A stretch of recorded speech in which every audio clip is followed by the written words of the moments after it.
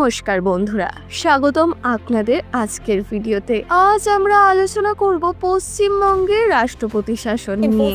অনেকে প্রশ্ন করছেন, পশ্চিমবঙ্গে কি সত্যি রাষ্ট্রপতি শাসন আসতে পারে? আর যদি আসে তবে সেটা মানুষের জন্য ভালো হবে নাকি খারাপ? চলুন একে একে সব বিষয় সহজভাবে জেনে নিই। ভারতের সংবিধানের আর্টিকেল 356 অনুযায়ী যদি কোনো রাজ্যের সরকার সংবিধান মেনে কাজ করতে ব্যর্থ হয় তবে রাষ্ট্রপতি শাসন জারি হয়। অর্থাৎ যদি রাজ্যের আইন শৃঙ্খলা পরিস্থিতি খারাপ হয়, প্রশাসন ভেঙে পড়ে বা সংবিধান অনুযায়ী সরকার চালানো না যায়, তখন কেন্দ্রীয় সরকার হস্তক্ষেপ করতে পারে।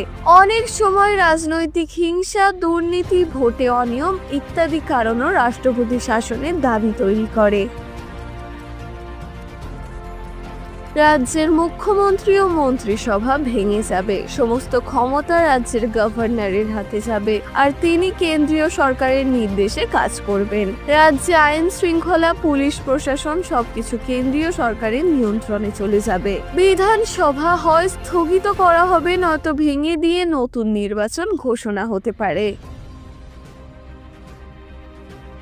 নির্বাচিত সরকার না থাকায় মানুষের অভিযোগ বা সমস্যা সরাসরি তুলে ধরার জায়গা কমে যাবে। কেন্দ্রীয় সরকার দূরে থাকায় অনেক সিদ্ধান্ত নিতে সময় বেশি লাগতে পারে। স্থানীয় সমস্যা যেমন রাস্তা, স্বাস্থ্য কেন্দ্র, গ্রামীণ উন্নয়ন এইসব কাজ ধীর গতিতে চলতে পারে।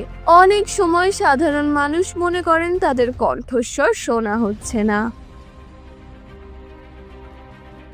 যদি রাজ্যে আইন শৃঙ্খলা ভেঙে পড়ে, রাষ্ট্রপতি শাসন আসলে কেন্দ্রীয় বাহিনী কঠোরভাবে শৃঙ্খলা আনতে পারে। দুর্নীতি বা রাজনৈতিক প্রভাব অনেক সময় কমে যায়। নিরপেক্ষ প্রশাসন কাজ শুরু করে। অনেক সময় বিরোধী দল বা সাধারণ মানুষের মনে হয় সরকারের পক্ষপাতিত্ব নেই। সরকার ভেঙে যাওয়ায় টিএমসির ক্ষমতা সরাসরি শেষ হয়ে যাবে। যেসব উন্নয়নমূলক প্রকল্পে তারা রাজনৈতিক প্রচার করত সেগুলো বন্ধ বা ধীর হয়ে যাবে। বিরোধী দলগুলো শক্তিশালী হয়ে উঠবে। আগামী নির্বাচনে মানুষের মধ্যে নেতিবাচক ইমেজ তৈরি হতে পারে। এই নিয়ে মতভেদ আছে। বিরোধীরা মনে করছে পশ্চিমবঙ্গে রাজনৈতিক হিংসা, দুর্নীতি, ভোটে অনিয়ম এতটাই বেড়েছে যে রাষ্ট্রপতি শাসন দরকার। অন্যদিকে শাসক দল বলছে এটা শুধু রাজনৈতিক ষড়যন্ত্র, পশ্চিমবঙ্গের মানুষ তাদের পাশে আছে। বাস্তবে রাষ্ট্রপতি শাসন দেওয়া হবে কিনা সেটা নির্ভর করছে কেন্দ্রীয় সরকারের রিপোর্ট, আদালতের নির্দেশ এবং গভর্নরের সুপারিশের ওপর। বন্ধুরা, রাষ্ট্রপতি শাসন আসলে সেটা রাজনীতির জন্য আলাদা, আবার সাধারণ মানুষের জন্য একেবারে অন্যরকম। আপনার কি মনে হয়, পশ্চিমবঙ্গে কি রাষ্ট্রপতি শাসন আসা দরকার? কমেন্টে আপনাদের মতামত লিখে জানান। ভিডিও ভালো লাগলে লাইক, শেয়ার আর চ্যানেল সাবস্ক্রাইব করতে ভুলবেন না। ধন্যবাদ।